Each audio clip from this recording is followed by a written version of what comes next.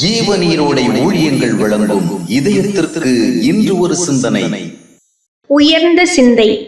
எழுதப்பட்ட வேதாகம சட்டத்திட்டங்களையும் பிரமாணங்களையும் பார்த்து அதன்படி வாழ்வது என்பது வேறு, தேவனுடைய சிந்தையின்படி வாழ்வது என்பது வேறு. சில நேரங்களில் வேத வசனங்களை ஆதாரங்களாக காட்டி நாம் சில செயல்களை நல்லது என்றும் சில செயல்களை தவறானது என்றும் நிதானிக்க முடியும்.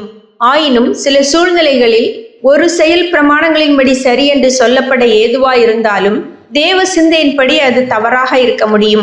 ஆவிக்குரிய வாழ்க்கை என்பது வேத வசனங்களை படித்து அதன் அடிப்படையில் செயல்படுவது மட்டுமல்ல, தேவ ஆவியின் மூலமாக தேவனுடைய உணர்வுகளையும் விருப்பங்களையும் சூழ்நிலைக்கு ஏற்றபடி புரிந்து கொண்டும் செயல்படவும் வேண்டும். லோத்துவை மீட்க சென்றதின் வாயிலாக சோதோம் நாட்டு ராஜாவின் ஜனங்களும் மீட்கப்பட்டு பொருட்களும் மீட்கப்பட்டன. இப்போது சோதோம் ராஜா அதற்கு சன்மானமாக பொருட்களை எல்லாம் ஆபிரகாமே எடுத்துக் கொள்ளட்டும் என்று சொன்னான். ஒரு மாபெரும் சாகசத்தின் வாயிலாக சோதோம் ராஜாவுக்கு பெரிய நன்மை நடந்திருக்கும் போது அதற்கு பிரதிபலனாக பொருட்களை பெற்றுக்கொள்ளுவது பிரமாணங்களின்படி தவறாக இருக்க முடியாது. ஆனால் ஆபிரகாம் அவைகளை ஏற்றுக்கொள்ளவில்லை. காரணம் என்ன? அதுதான் தேவ சிந்தை. ஏனென்றால் ஆபிரகாமின் நோக்கம் லோத்துவை மீட்பதே. அதை அவன் சாதித்தான். எனவே ராஜாவிடம் சன்மானம் வாங்குவது பொருத்தமானதல்ல. ஏனென்றால் ஒரு செயல் சரியா தவறா என்பதை விட தேவனுடைய பரிசுத்த நிலைக்கு அது உகந்ததும் பொருத்தமானதும் தானா என்பதே முக்கியம்.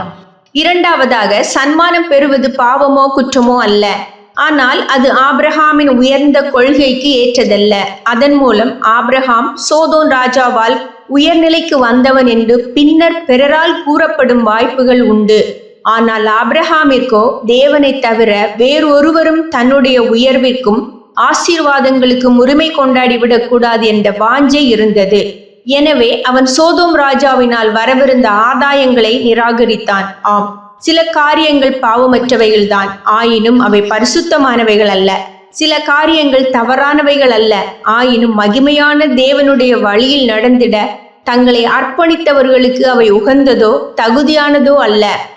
பிரமாணங்களை மட்டுமல்ல, தேவனுடைய மனதையும் நாம் சூழ்நிலைக்கேற்றபடி பார்த்து உணரும் ஆவிக்கேற்ற ஞானத்தை தர தேவனிடம் ஜெபிக்க வேண்டும்.